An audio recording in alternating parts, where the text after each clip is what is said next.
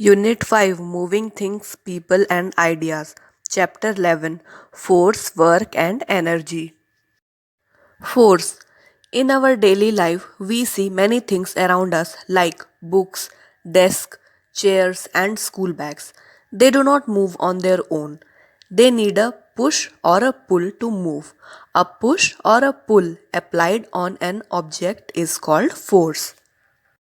हम अपने day to day life में डेली लाइफ में हमारे आसपास बहुत सारी चीज़ें देखते हैं, जैसे कि बुक्स हो गए, table, chair, desk, school bags. ये सारी चीज़ें हम हमारे आसपास देखते हैं। लेकिन ये सारी चीज़ें जो होती हैं वो अपने आप तो मूव नहीं करती है, वो खुद से मूव नहीं कर सकती, क्योंकि ये नॉन लिविंग थिंग्स होते हैं। इन लोगों को मूव करने के लिए एक पुश या फिर एक पुल चाहिए रहता है। आप किसी भी चीज़ को पुश करोगे या पुल करोगे तो वो मूव होता है।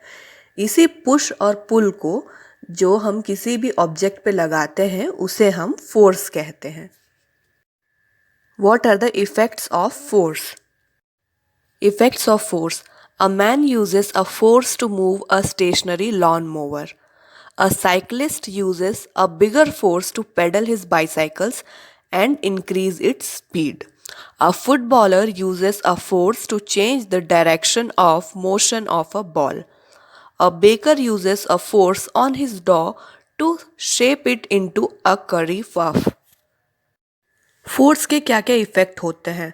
फोर्स को हम कब यूज़ करते हैं? किसी भी स्टेशनरी चीज़ को, स्टेशनरी यानी जो चीज़ रुकी हुई है, कोई स्टेशनरी चीज़ को आगे बढ़ाने के लिए, मूव करने के लिए हम फोर्स का यूज़ करते हैं। किसी चीज़ का डायरेक्शन चेंज करने के लिए हम फोर्स का यूज़ करते हैं। जैसे कि कोई फुटबॉलर है, वो बॉल को जब लात मारता है तो जो बॉल का है डायरेक्शन चेंज होता है और बॉल दूसरी तरफ मूव करता है जिस तरफ फोर्स अप्लाई किया गया है। और साइकिलिस्ट भी फोर्स यूज़ करता है अपने बाईसाइकिल में पेडल्स मारने के लिए और फिर अपना स्पीड को इंक्रीज़ करने के लिए। ऐसे ही बहुत सारे इफ़ेक्ट्स होते हैं फोर्स के। कोई चीज़, रुकी हुई चीज़ को चलाने के लिए, किसी चीज़ का डायरेक्शन चेंज करने के लिए, ऐसे बहुत सारे इफ़ेक्ट्स होते हैं फोर्स के। Types of force. There are two types of force that act all the time, namely gravitational force and force of friction. दो टाइप्स के फोर्स होते हैं जो कि सारे वक्त हमारे ऊपर एक्ट कर रहे होते हैं। पहला हो गया gravitational force and second one is force of friction. First, gravitational force. When we throw a ball upwards, it comes down on its own. Why does it happen? It happens because the earth pulls the object towards it. The force by which the earth pulls the object towards it is called gravitational force, that is gravity. Even when an object is at rest, force of gravity acts on it. Gravitational force. जब भी कभी हम कोई भी ball को ऐसे ऊपर हवा में उछालते हैं तो वो नीचे अपने आप आ जाता है। ऐसा क्यों होता है? ये इसीलिए होता है क्योंकि जो अर्थ होता है, अर्थ अपने तरफ किसी भी ऑब्जेक्ट को पुल करता है। उसी फोर्स को, जो कि अर्थ कोई भी ऑब्जेक्ट को अपनी तरफ पुल करके रखने के लिए यूज़ करता है, उसी फोर्स को हम ग्रेविटेशनल फोर्स यानी कि ग्रेविटी बोलते हैं। और ये ज़रूरी नहीं है कि सिर्फ जब हम किसी चीज़ को ऊपर फेंकें और तब वो नीचे आए उसी टाइम पे ग्रेविटेशनल फोर्स उस ऑब्जेक्ट के ऊपर एक्ट कर रहा है। जब कोई चीज़ ज़मीन पे रखी भी हुई है यानी कि स्टेशनरी फेज में भी है तो तब भी उसके ऊपर फोर्स ऑफ ग्रेविटी एक्ट कर रहा है। Force of friction. When you roll a ball on the floor, it gradually slows down and stops. Why does it happen? It stops due to friction. A force that tries to stop a moving object is called force of friction. It acts between objects that are in contact with each other. Force of friction. जब भी हम ज़मीन पर कभी किसी ball को ऐसे role करते हैं तो वो धीरे धीरे स्लो हो जाता है, उसकी स्पीड कम हो जाती है और फाइनली वो रुक जाता है। ऐसा क्यों होता है? ऐसा फ्रिक्शन के कारण होता है। फ्रिक्शन वो फोर्स है जो कोई भी मूविंग ऑब्जेक्ट को रोकता है। उस फोर्स को हम फोर्स ऑफ फ्रिक्शन कहते हैं। और ये जो फोर्स ऑफ फ्रिक्शन होता है वो दो ऑब्जेक्ट्स के बीच में रहता है, जो दो ऑब्जेक्ट्स एक दूसरे के कांटेक्ट में है। यहाँ पे दो ऑब्जेक्ट्स क्या हो गए? पहला तो फ्लोर हो गया और दूसरा जो बॉल है वो हो गया। ये दोनों ऑब्जेक्ट एक दूसरे के कांटेक्ट में थे तो उन पे फोर्स ऑफ फ्रिक्शन ने एक्ट किया और जो वो मूविंग बॉल था वो रुक गया। In general, smooth surfaces like glass or ice offer less friction, while rough surface like a carpet offer more friction. In our daily life, it is not possible to do certain activities in the absence of friction. Generally क्या होता है, जो smooth surface होते हैं जैसे कि glass हो गया, आइस हो गए, ऐसी सारी चीज़ों पे फ्रिक्शन जो है वो बहुत कम होता है।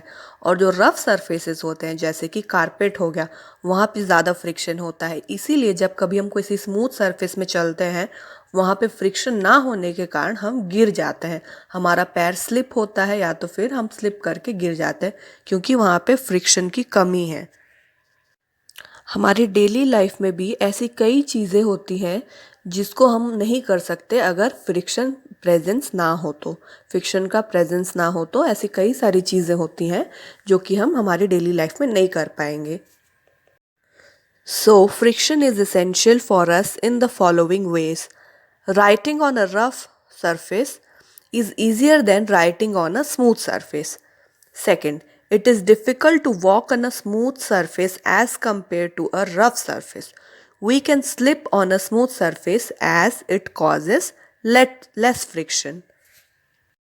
फ्रिक्शन क्यों इम्पॉर्टेंट होता है हमारे लिए, अभी हम वो देखेंगे।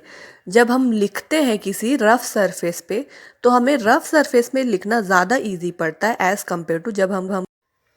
कम्पेयर टू कोई स्मूथ सरफेस में लिखना।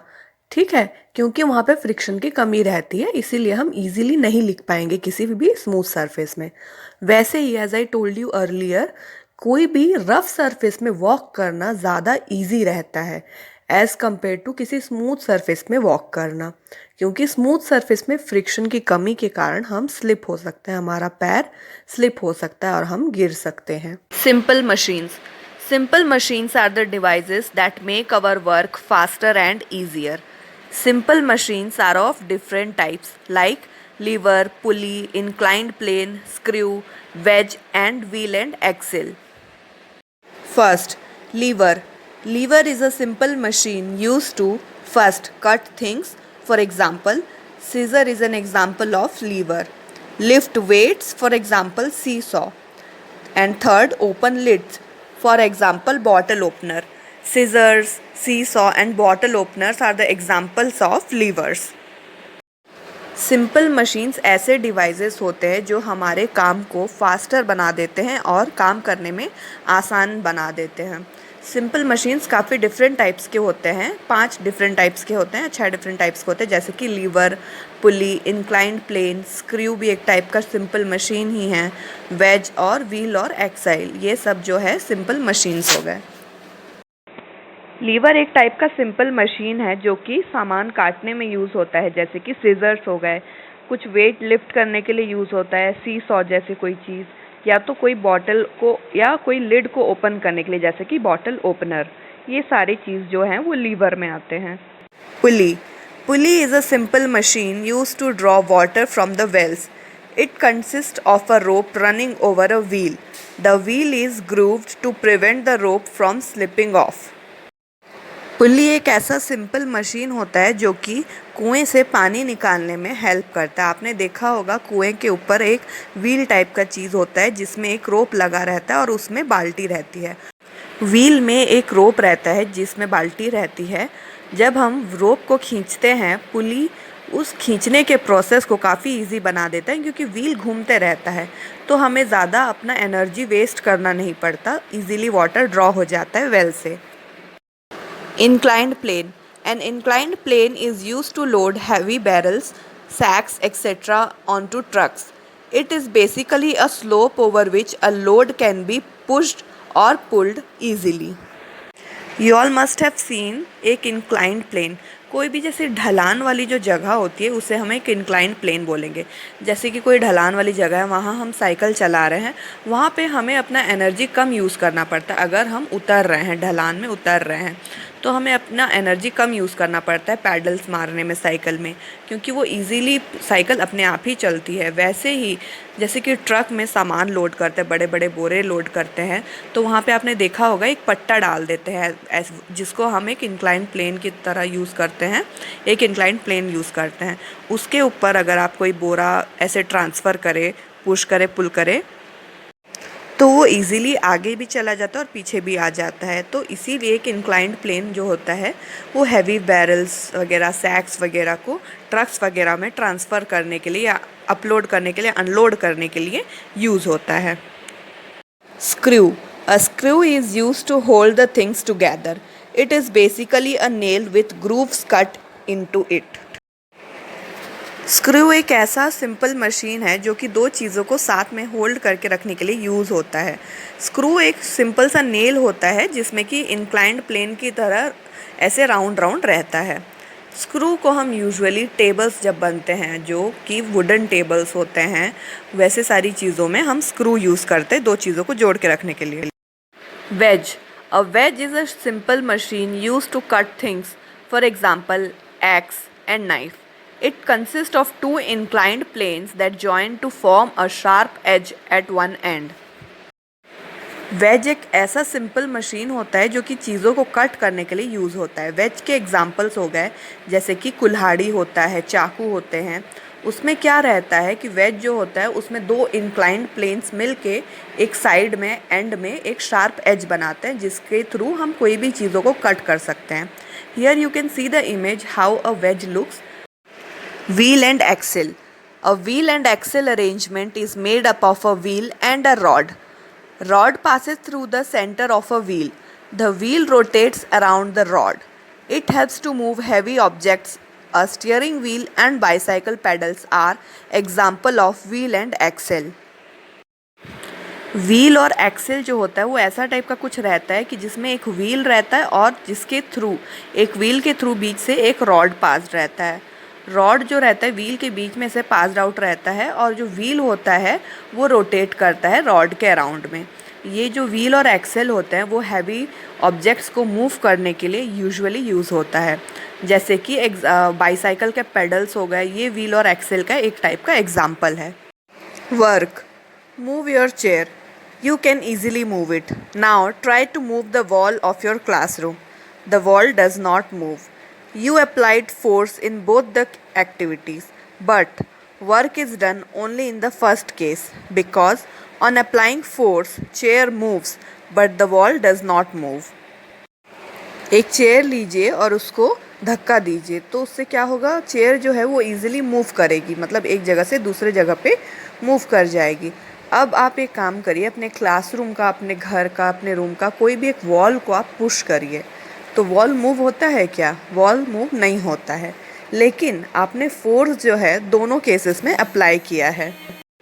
लेकिन जो वर्क हुआ वो सिर्फ फर्स्ट केस में हुआ जहाँ पे आपने फोर्स अप्लाई किया और जो चेयर है वो मूव हुआ, लेकिन वॉल मूव नहीं हुआ। Work is said to be done only when a force applied on an object makes the object move in the direction of the force. कोई भी वर्क हुआ है, वर्क डन हुआ है, तभी कहा जाता है जब जो फोर्स अप्लाई हुआ है किसी ऑब्जेक्ट पे, वो ऑब्जेक्ट जिस डायरेक्शन में फोर्स अप्लाई हुआ है उस डायरेक्शन में मूव करे, उसी टाइम हम कह सकते हैं कि work is done. Already studied about force and work. Energy. Energy is the ability to do work. We need energy to do anything from lifting, pushing or pulling to breathing, laughing or talking. We need energy to live. हमें कोई भी काम करने के लिए energy की ज़रूरत रहती है। एनर्जी वो एबिलिटी है जो हमें काम करने के लिए एबल बनाता है। एनर्जी चाहिए कोई भी काम करने के लिए, जैसे कोई चीज़ उठाने के लिए, कोई चीज़ को धक्का देने के लिए, या किसी चीज़ को खींचने के लिए, सांस लेने के लिए, हंसने के लिए, बात करने के लिए, जीने के लिए, सारी चीज़ों के लिए एनर्जी चाहिए। Sources of energy. First, the sun.